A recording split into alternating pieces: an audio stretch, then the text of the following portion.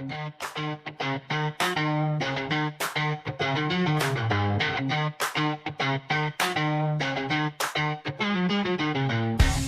and a warm welcome back to the WenDirk cast. We have a ExtraDirk for you today, and for those of you who are wondering what is an ExtraDirk, it's basically a midweek or just another episode of the WenDirk cast that's not on our usual Monday schedule. And we thought we'd drop this one today because there's been quite a lot that has happened over the last week, with particularly a rather large whale, we'll call it, entering the MFL space. So I thought probably worth doing ExtraDirk, and because last episode was the pre-recorded Q&A, some of you might have been like, why did we not mention it in there? Obviously, that was in the future for us. But I thought I wouldn't do this by myself, and unfortunately, we've not got Calver here today. He's still enjoying his New Year's, maybe having some sort of spa treatment or making sure that his hair is going to be fantastic for the next 12 months or so. But I didn't want to do it by myself, so I've brought with me none other than Duff. How are we, Duff? Welcome back to the pod. Doing pretty well. Happy New Year. Happy holidays, everybody. And speaking of Calvin not being around, we had a little bit of a showdown yesterday in Iron League 16.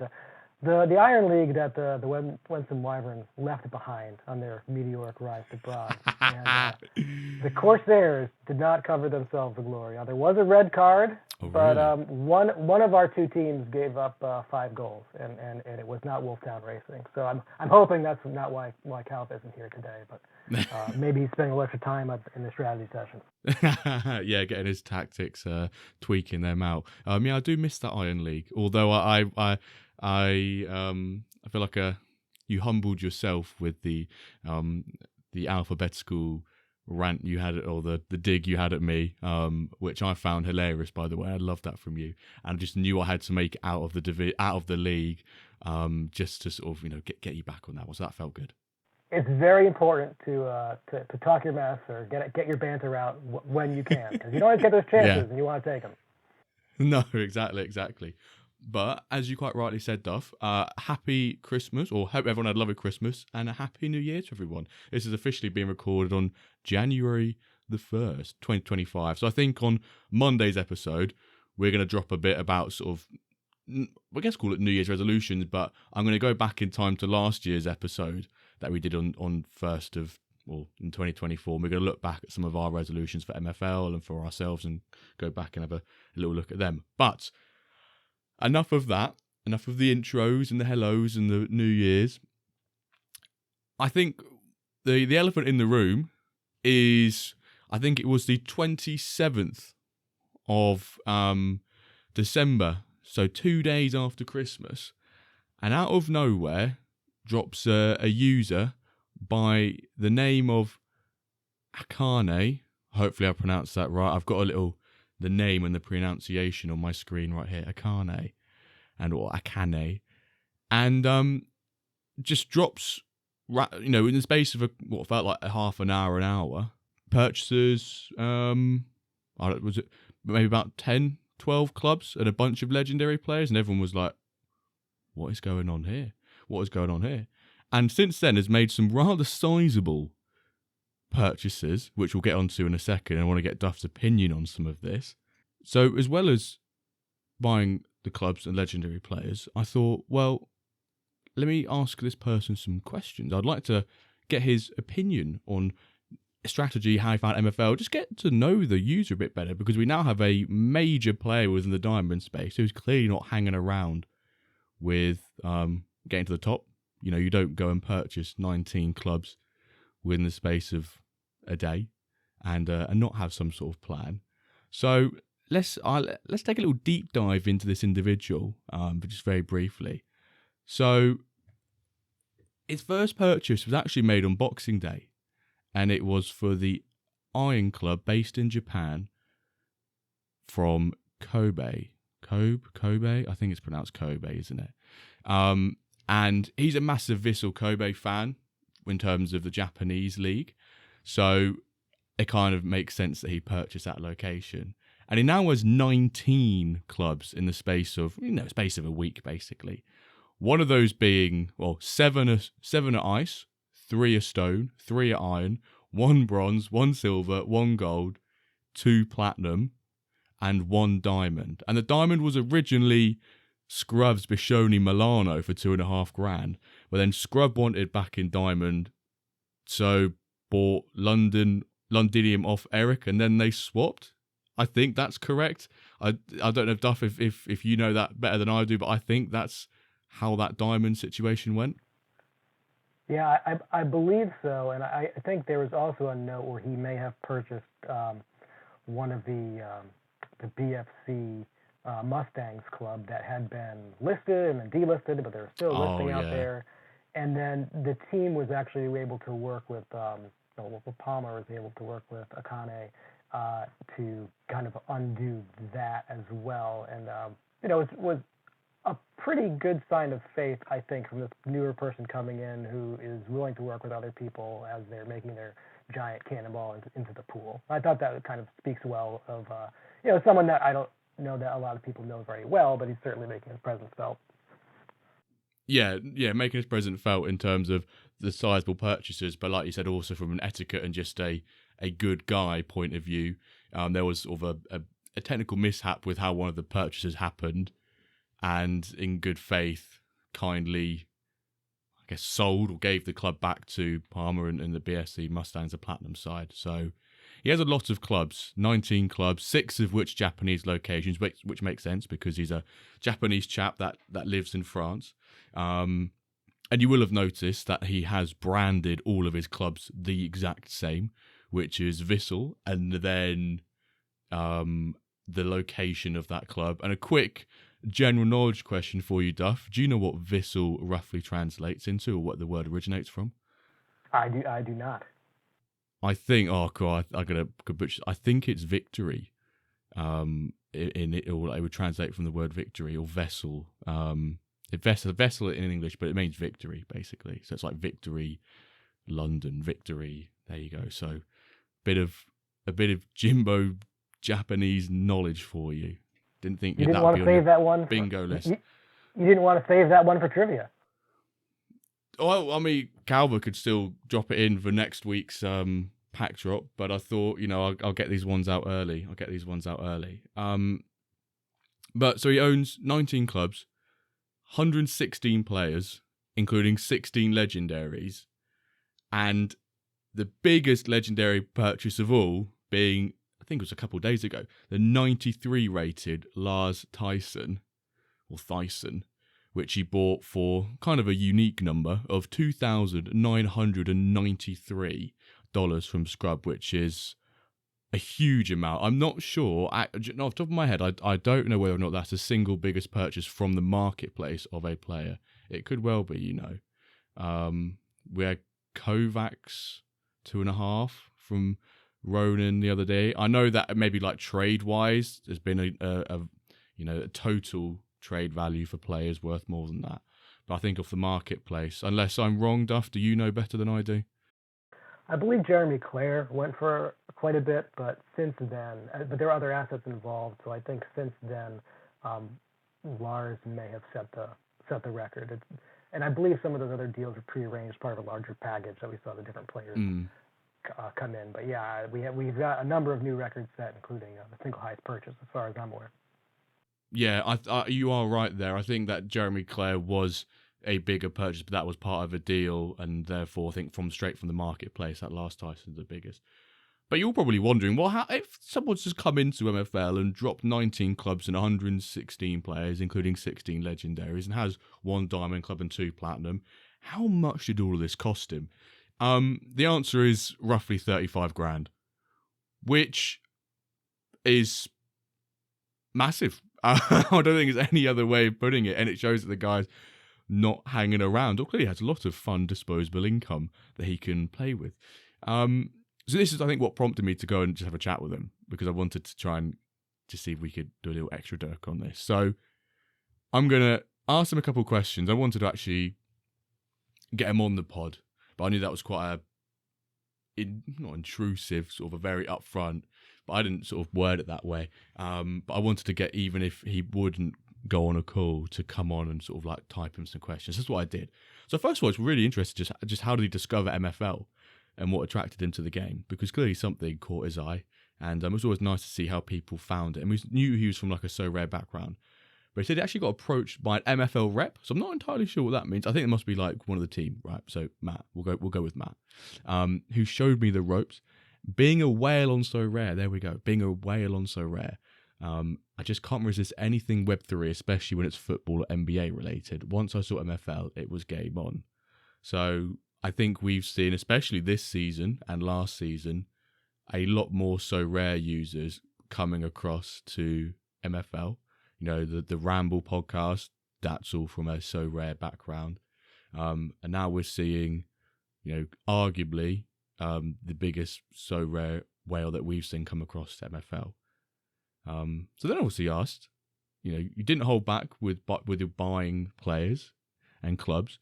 Do you have a strategy and approach in MFL? Is there any sort of reasoning behind this? And he goes, I'm a huge fan of that football manager vibe. He goes, sure, I might have overpaid on some clubs and players, but hey, go big or go home, right? I'm here to have fun, build a dream squad, and see where that takes me.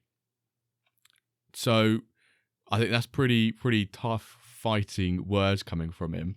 I did also see a message, Duff, in another channel on Discord that he was in. Someone said about how do you manage all 19 clubs because someone can barely only manage 2 of them, and his response was, my goal is to have 255 clubs. That would be a lot. I've got 25, so I do think it speaks to one of the things that I guess is on the team's vision board is that this could be someone's full-time job, you know, managing these clubs. And not sure that we're there yet, but that is, that could be the direction that it goes in if all these turn out to be profitable. It's a lot. Mm-hmm. I wonder how much is diminishing returns, but I think one of the things he had asked was how many clubs can I buy, and people explaining how the pyramid works in promotion relegation. So he's definitely all in.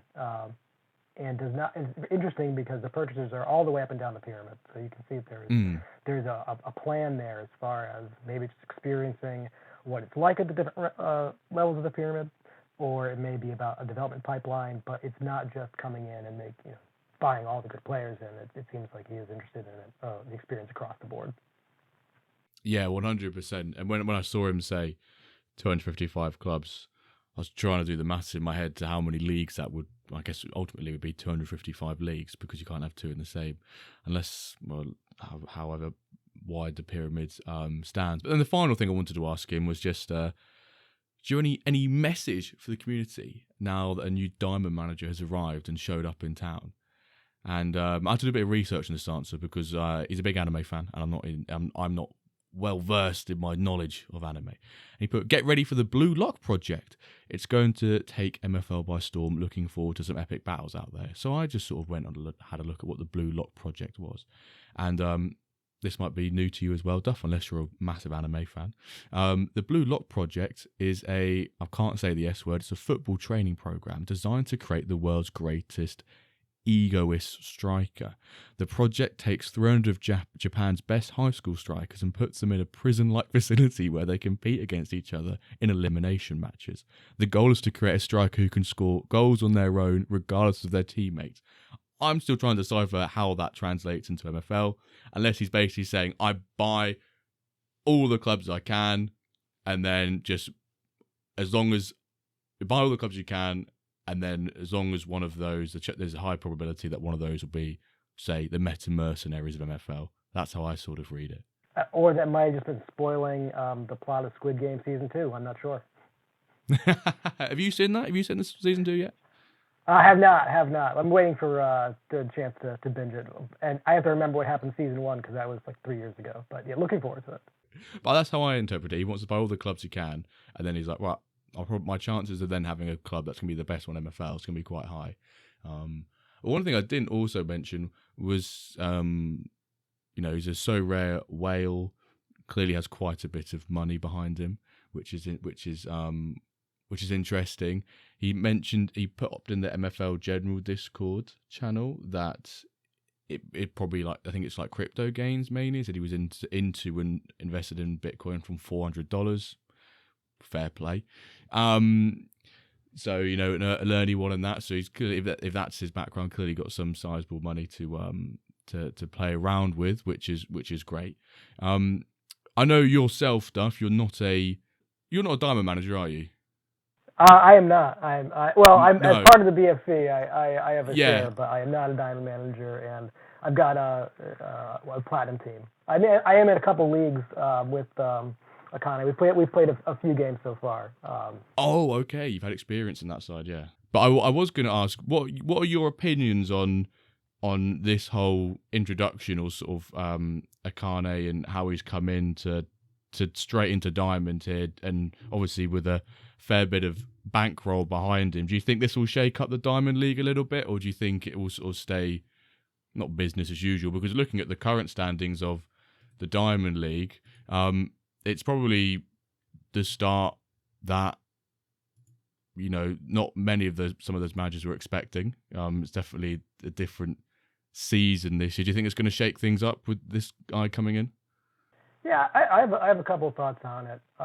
One of them is that I think it's interesting what we're seeing with contracts, and especially with the season underway. I do think that there is some value into buying an already established club, especially that club is well positioned to generate a lot of NFL through being competitive in both the cup and in the league play. So some of these teams that got bought for a substantial amount of money, think for a Diamond Club getting bought for $2,500 or $3,000, if that team does well enough that it can turn around and mint potentially 4 Legos, depending on how those players turn out, outside of all the player purchases, there's actually a pretty decent amount of value there. And I wonder if that will change in how people approach buying clubs that are established mid-season.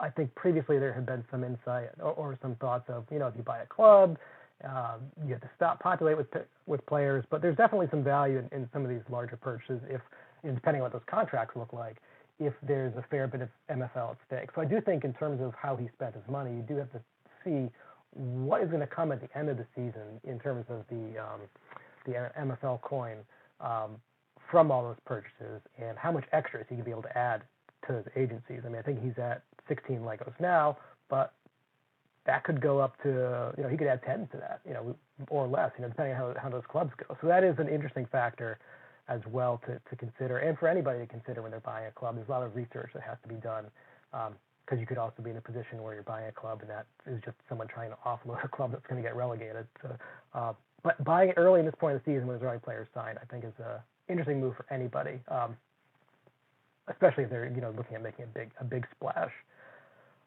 So I do think that is one thing to look at it. I think it's also interesting in terms of how it changes the game is that it's going to be really hard, increasingly hard to get into Diamond, as much like I think what we see in the real sport. I'm trying to say the S word. With real clubs, you have some that are very well capitalized, and others that have more legacy ownership that has to maybe be content with just staying in their league. And if you've been around for a long time, you've had peaks and cycles in the market, and usually after a down cycle, we see a higher, the floor raised. But you could have a lot of good players, and I'm probably one of those guys who has a lot of good players that, because I've been around for a long time, was able to get those fairly cheap. It's going to be a lot harder for folks, in that area, trying to win their way up into platinum, diamond, as some of those original players cycle out. So it's going to be interesting to see how that level of investment changes, and with that, the prestige of being in Diamond. Because I do wonder, like thinking about a project like Gaffer, where he had his squad was mostly kind of community sourced with contracts. That type of thing might be more of a challenge as we see more very well capitalized folks coming into Diamond. But my other thought is that we're seeing progression happen pretty rapidly, across a number of players. So and we know that there's a ceiling, so it could be a point where there's going to be, especially in its first, 10 seasons or so before all the OG players cycle out, those young players, maybe there'll be more of an advantage to people who can identify and develop talent who can crack into there. But it's going to be a real challenge for folks again in Diamond. And I think there's going to be a separation of what we see maybe in the first couple seasons where there's there's the Meta Mercenaries and Bishoni Milano and a couple other teams at the very top, and then a group of maybe 20, 25 teams that are similar. I think we're starting to see some separation there as people, can invest in truly the greatest players have them in Diamond. Yeah, no, I completely agree. Yeah, I think I really like that final point you made there about how, in the seasons to come we might see the separation out of say the top 5-6 best teams in MFL, in that Diamond division, and quite a sizable amount underneath who almost interchange and could easily drop out into Diamond, come back up through Platinum.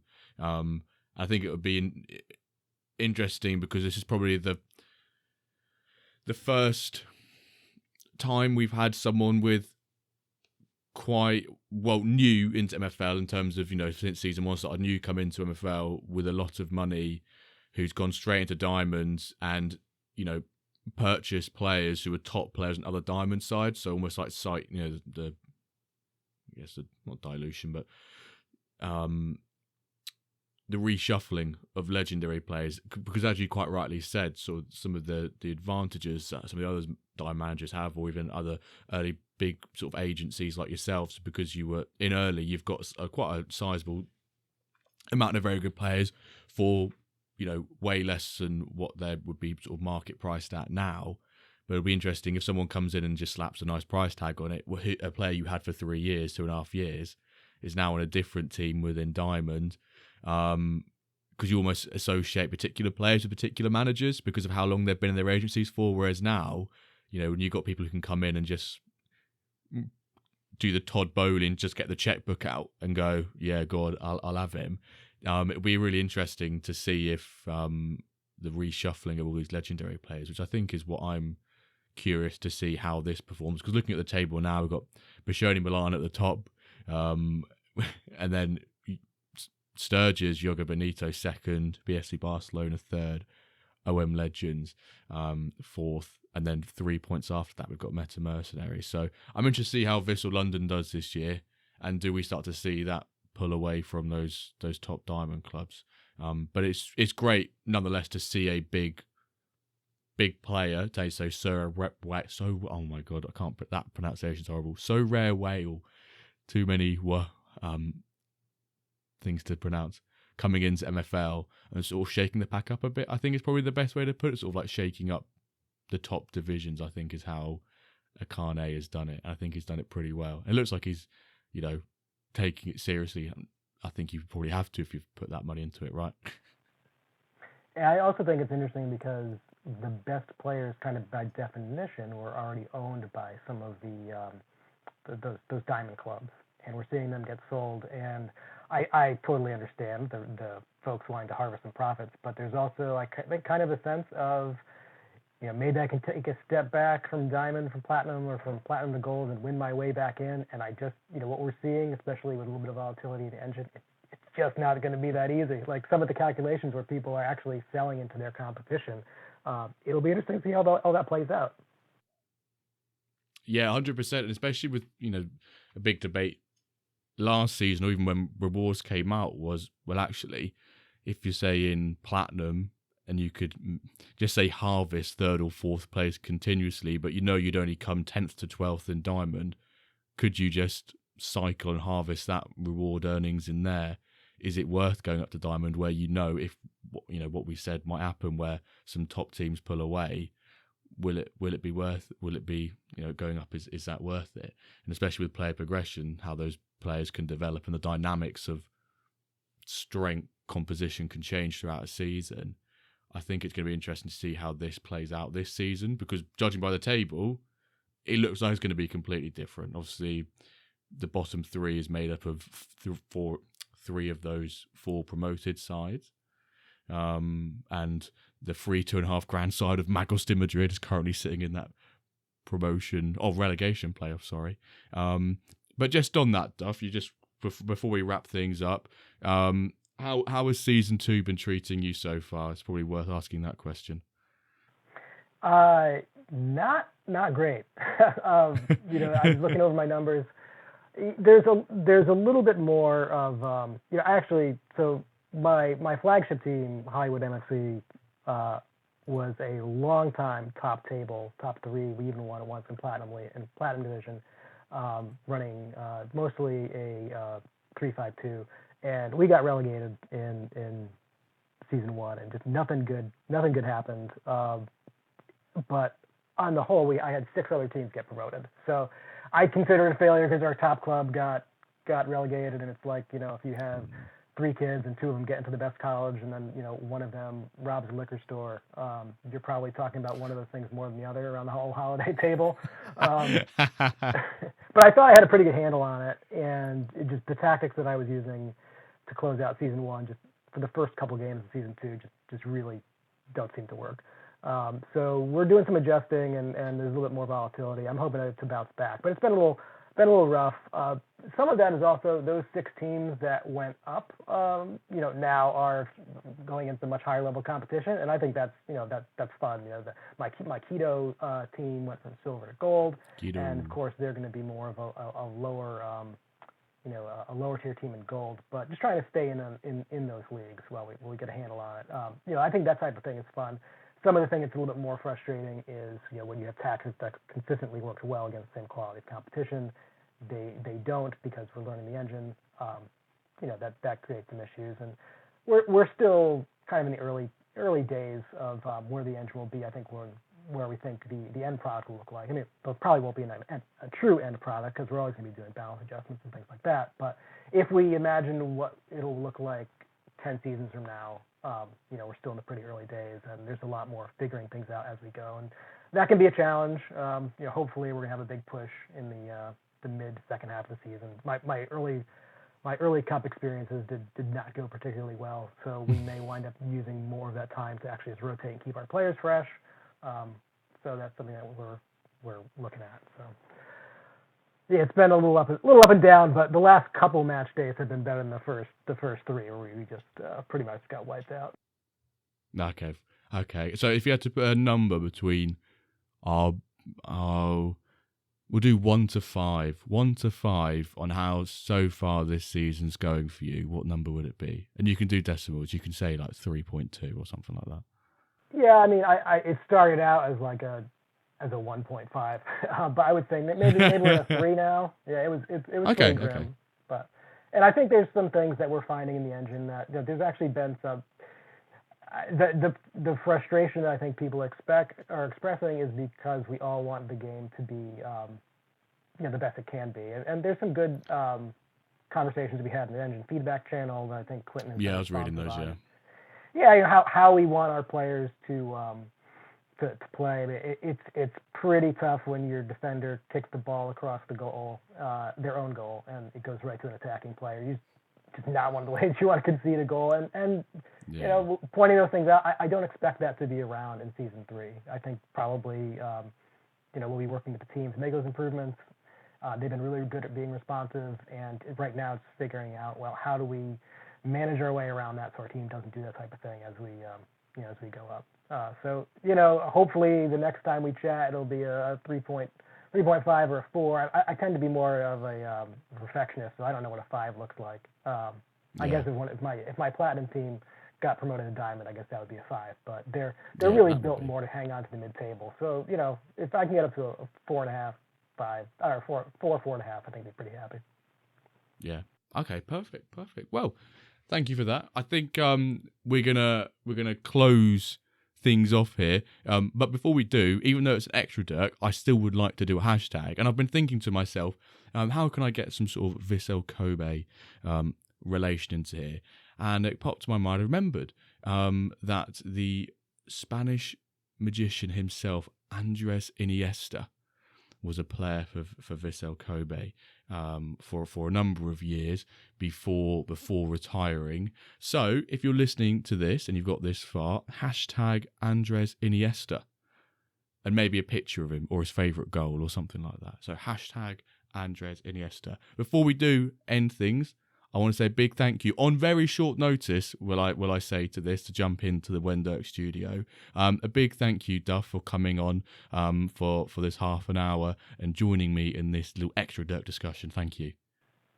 Always a pleasure. You know how much I love talking soccer with you guys. You had to say it at the end, man. You were doing so well. And I knew you got a nice cheesy grin on your face right now as you've said that. I know. There's a real angel on one shoulder, devil on the other. Maybe it's a Jimbo on one shoulder, Calva on the other. And it's not good. No, fair enough. But yeah, thank you very much for joining, and I wish you the best of luck for the rest of season 2. But without further ado, #Andres Iniesta. And we will catch you, not this time next week, we'll catch you on Monday for an episode of the WenDirk cast. Thank you for listening.